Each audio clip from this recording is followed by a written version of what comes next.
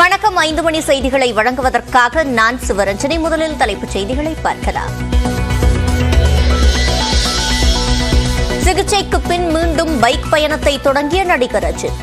பாதுகாப்பு உடை மற்றும் ஹெல்மெட்டுடன் அஜித் இருக்கும் புதிய போட்டோ வெளியானது.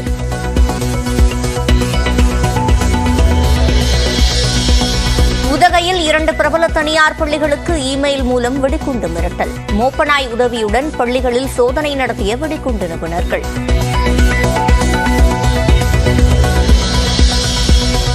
பெங்களூரு ராமேஸ்வரம் கஃபே குண்டுவெடிப்பு தொடர்பாக மத்திய அமைச்சர் ஷோபா சர்ச்சை பேச்சு.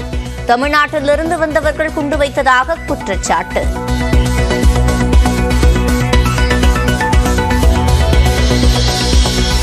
குடியுரிமை திருத்த சட்ட விதிகளுக்கு எதிரான மனுக்கள் மீதான விசாரணை ஏப்ரல் 9ஆம் தேதிக்கு ஒத்திவைப்பு. பதில் மனு தாக்கல் செய்ய மத்திய அரசுக்கு உச்சநீதிமன்றம் உத்தரவு.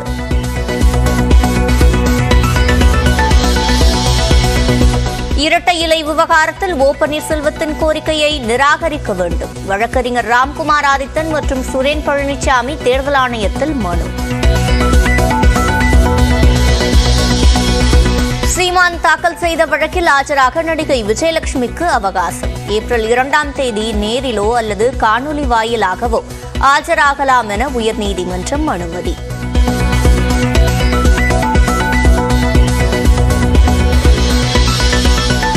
தமிழ்நாட்டு மக்கள் தனக்கு அளிக்கும் உற்சாக வரவேற்பால் திமுகவின் தூக்கம் தொலைந்துவிட்டதாக பிரதமர் நரேந்திர மோடி பேச்சு. இந்து மதத்தை இந்தியா கூட்டணி தொடர்ந்து அவமதிப்பதாகவும் சாடல்.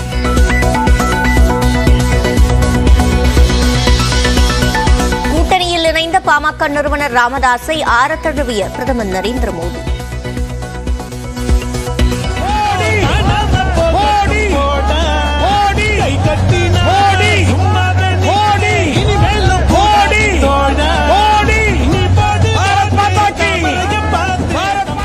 ஓ பன்னீர்செல்வம் உள்ளிட்ட தலைவர்களையும் கைகுலுக்கி கூட்டணிக்கு வரவேற்றார்.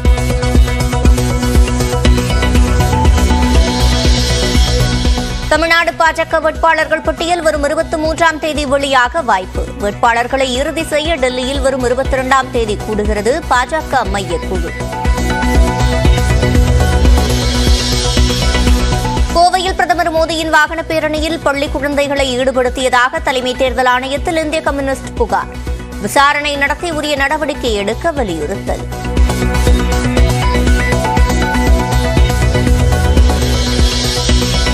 கோவையில் பிரதமர் மோடியின் பேரணிக்கு குழந்தைகளை பயன்படுத்திய விவகாரம். மாவட்ட தேர்தல் அதிகாரியின் விளக்கம் கிடைத்ததும் தேர்தல் ஆணையத்திற்கு அனுப்பப்படும் என சத்யபிரதா சாஹூ தகவல்.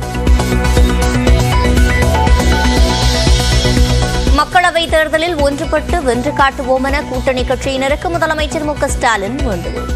சில கட்சிகளுக்கு தொகுதி ஒதுக்க இயலாத சூழல் ஏற்பட்டிருப்பது தனக்கு வருத்தத்தை தருவதாகவும் அறிக்கை.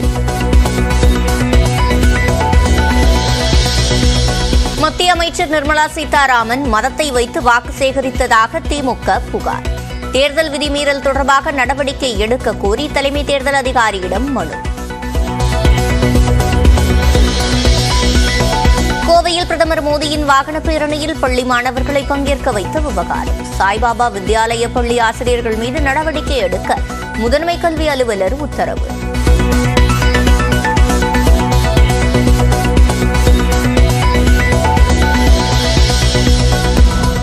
தமிழ்நாட்டில் கூடுதலாக 176 வாக்குச்சாவடிகள் அமைக்கப்பட உள்ளதாக தலைமை தேர்தல் அதிகாரி சத்யபிரதா சாஹூ தகவல்.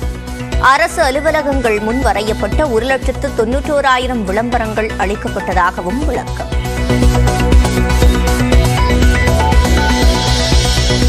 மக்களவைத் தேர்தலில் சிதம்பரத்தில் திருமாவளவன், விழுப்புரத்தில் ரவிக்குமார் மீண்டும் போட்டி. பானை சின்னத்தில் போட்டியிட உள்ளதாக விடுதலை சிறுத்தைகள் கட்சித் தலைவர் திருமாவளவன் அறிவிப்பு.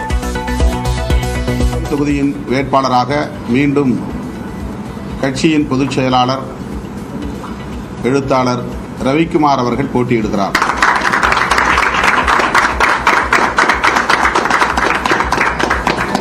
சிதம்பரம் தொகுதியில் மீண்டும் நான் வேட்பாளராக போட்டியிடுகிறேன்.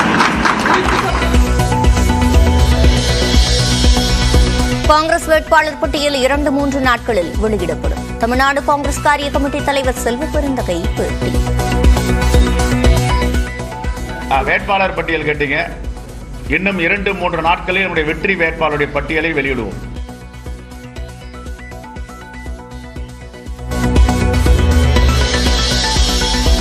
ராஷ்டிரிய லோக் ஜனசக்தியைச் சேர்ந்த மத்திய அமைச்சர் பசுபதி குமார் ராஜினாமா. பீகாரில் பாஜகவுடனான தொகுதி பங்கீட்டில் உடன்பாடு எட்டப்படாததால் முடிவு.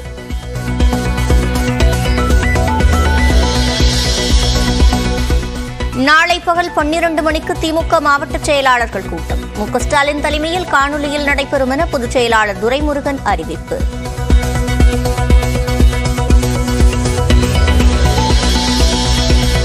கூட்டணி யாருடன் என வியாழக்கிழமை அறிவிக்கப்படும். தேமுதிக பொதுச் செயலாளர் பிரேமலதா பேட்டி. ஜஸ்ட் 2 days வெயிட் பண்ணுங்க. கம்ப்ளீட்டா எல்லாமே உங்களுக்கு அதிகாரப்பூர்வமா நான் எல்லாருமே அழிச்சு சொல்றேன். மக்களவைத் தேர்தலுக்கான பாமக பாஜக இடையிலான கூட்டணி ஒப்பந்தம் கையெழுத்து. 10 தொகுதிகளில் போட்டியிடப் போவதாக அதிகாரப்பூர்வமாக அறிவிப்பு. மக்கள் மனதில் ஆழமாக ஒரு மாற்றம் வேண்டும் என்று ஒரு கருத்து இருக்கிறது. அந்த மாற்றத்திற்கு ஏற்ப இன்று எங்களுடைய முடிவுகளை நாங்கள் எடுத்திருக்கின்றோம். நிச்சயமாக தமிழ்நாட்டில் எங்கள் கூட்டணி மிகப்பெரிய வெற்றியை பெறும். அதை நீங்கள் பார்க்க இருக்கிறீர்கள். பாஜகவுடன் கூட்டணி அமைக்க பாமகவுக்கு என்ன நிர்பந்தம் என தெரியவில்லை. அதிமுக முன்னாள் அமைச்சர் செம்மலை நியூஸ் 18 வணக்கம் தமிழ்நாடு நேர்காணலில் பேட்டி.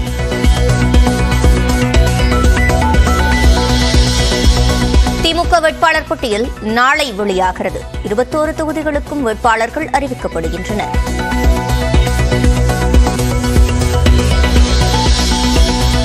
போதைப்பொருள் கடத்தல் வழக்கில் கைதான ஜாஃபர் சாதிக்கிற்கு 14 நாட்கள் நீதிமன்ற காவல்.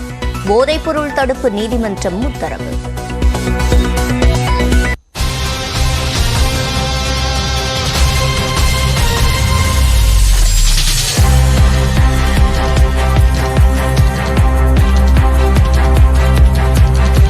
அண்மை செய்தியை பார்த்து வருகிறோம். நாடாளுமன்ற தேர்தலுக்கான தமிழ்நாடு பாஜக வேட்பாளர்கள் பட்டியல் வரும் 23ஆம் தேதி வெளியாகலாம் என எதிர்பார்க்கப்படுகிறது. தமிழ்நாடு பாஜக வேட்பாளர் பட்டியலை இறுதி செய்ய டெல்லியில் பாஜக 22ஆம் தேதி மையக்குழு கூடுகிறது. இது தொடர்பான கூடுதல் விவரங்களை செய்தியாளர் சுசித்ராவிடம் கேட்கலாம். சுசித்ரா, முழுமையான விவரங்கள்.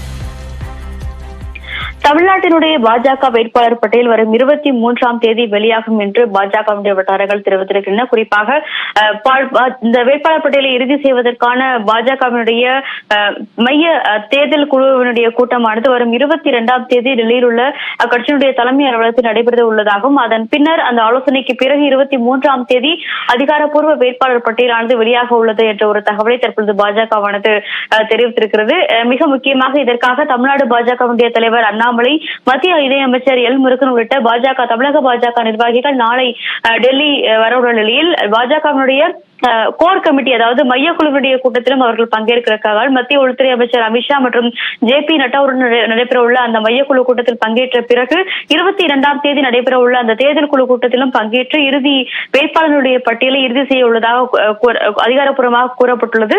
22ஆம் தேதி நடைபெற உள்ள பிரதமர் மோடி தலைமையில் நடைபெற உள்ள அந்த கூட்டத்திற்கு பிறகு 23ஆம் தேதி அதிகாரப்பூர்வமான வேட்பாளர் பட்டியல் என்பது வெளியிடப்பட இருக்கிறது. மிக முக்கியமாக அந்த வேட்புமனு தாக்கலுக்கான நாட்கள் குறைவாகவே இருக்கும் நிலையில் அதற்கான அதிகாரப்பூர்வ அறிவிப்பை பாஜக விரைவில் செய்ய உள்ளதாகவும் தமிழ்நாடு, உத்தரப்பிரதேசம், ஹரியானா உள்ளிட்ட மாநிலங்களுடைய வேட்பாளர் பட்டியலானது வரும் 22ஆம் தேதி இரவு நடைபெற உள்ள அந்த ஆலோசனை கூட்டத்தில் இறுதி செய்யப்படும் என்ற ஒரு அதிகாரப்பூர்வ தகவலையும் தற்பொழுது பாஜகவுடைய தலைமை அலுவலகமானது உறுதி செய்திருக்கிறது.